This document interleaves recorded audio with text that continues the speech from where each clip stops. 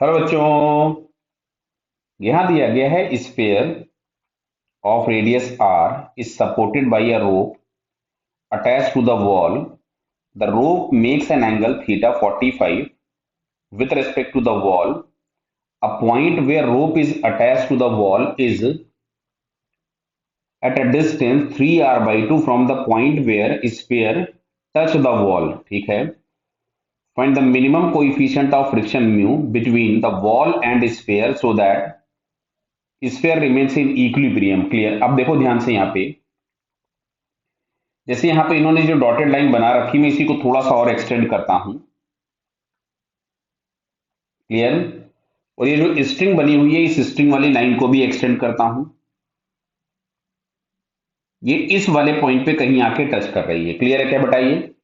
इस वाले पॉइंट को मैं कोई भी पी पॉइंट लिख देता हूं। अच्छा, हमको समझ में आ रहा है ये वाला एंगल 90 होगा, वो ऊपर वाला एंगल 45 था, तो ये एंगल भी 45 होगा। क्लियर।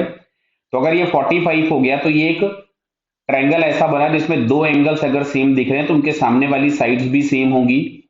तो जो इसका यहां से यहां तक का डिस्टेंस दिख रहा है, ये डिस्टेंस क्या 3r/2 आप लिखना पसंद करेंगे? बोलिए। ये डिस्टेंस 3r/2 था, तो ये वाला डिस्टेंस भी हम लोगों के पास हो गया 3r/2। क्लियर है। चलिए, सबसे पहले हमने डिस्टेंस निकाल लिया। अब अगर हम इसका फ्री बॉडी डायग्राम बनाए तो यहां कहीं पे एक mg लगेगा। यहां पे जो कांटेक्ट फोर्स है, इधर से एक नॉर्मल एक्ट हो रहा होगा इस तरफ में। क्लियर। जो टेंजेंट है, उस टेंजेंट के लॉन्ग एक फ्रिक्शन एक्ट हो रहा होगा ऊपर की तरफ में। क्लियर बताइए। यहां कहीं पे एक फ्रिक्शन लग रहा होगा जिसको हमने एफ लिखा, और एक टेंशन होगा जो कि स्ट्रिंग की तरफ में लग रहा होगा, इधर की तरफ में टी। क्लियर बता सभी को ये कि जो टेंशन होगा वो स्ट्रिंग की तरफ में यहां पे टी लग रहा होगा। चलिए, तो अब एक काम करते हैं, हम लोग इस पॉइंट पी के अबाउट सबसे पहले टॉर्क निकालते हैं। तो पॉइंट पी के अबाउट अगर हम टॉर्क निकालेंगे तो नॉर्मल रिएक्शन का टॉर्क जीरो हो गया, टेंशन का टॉर्क जीरो हो गया, टॉर्क के नाम पे दो मिले, फ्रिक्शन और mg। क्लियर है। तो हमको दिख रहा है कि फ्रिक्शन का जो टॉर्क होगा Fs, उसके लिए परपेंडिकुलर डिस्टेंस हो गया 3r/2, मैंने नीचे लिख रखा है।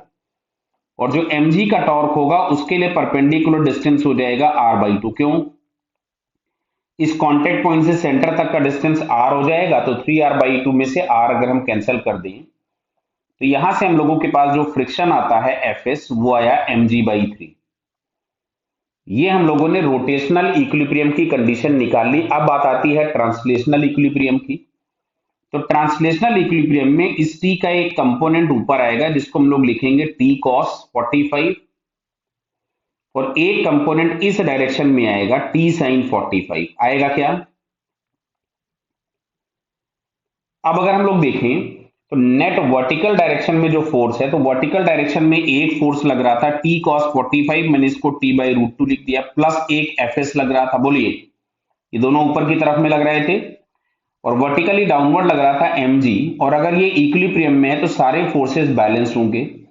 Fs की वैल्यू अगर मैं यहां पुट कर देता हूं तो ये मिलता है t/√2 mg माइनस Fs, और Fs की जगह मैंने लिख दिया mg/3।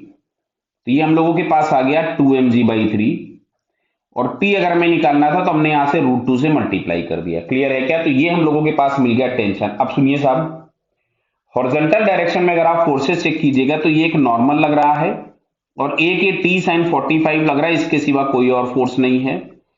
तो टी साइन 45 मतलब t/√2 is equals to normal. Clear है।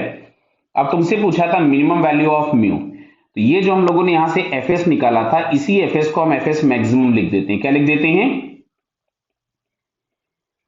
Fs मैक्सिमम, जो कि हम लोगों के पास था mg/3, और इसी को हम लोग लिख देते हैं mu into n is equals to mg/3। तो यहां से अगर हम t/√2 का ही वैल्यू निकालें तो t/√2 की वैल्यू हम लोगों के पास मिलेगी 2mg/3। क्लियर है। तो म्यू इंटू एन, और t/√2 किसके बराबर था? n के।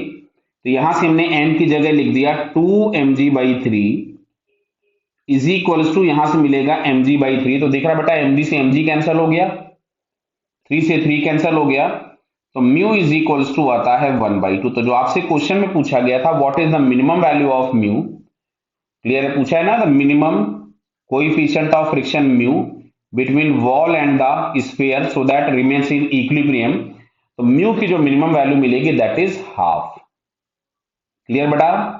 यानी म्यू जो होना चाहिए हाफ या उससे बड़ा होना चाहिए, तभी इक्विलिब्रियम में रहेगा, अदरवाइज स्फीयर स्लिप कर जाएगा। ओके बेटा, ऑल द बेस्ट।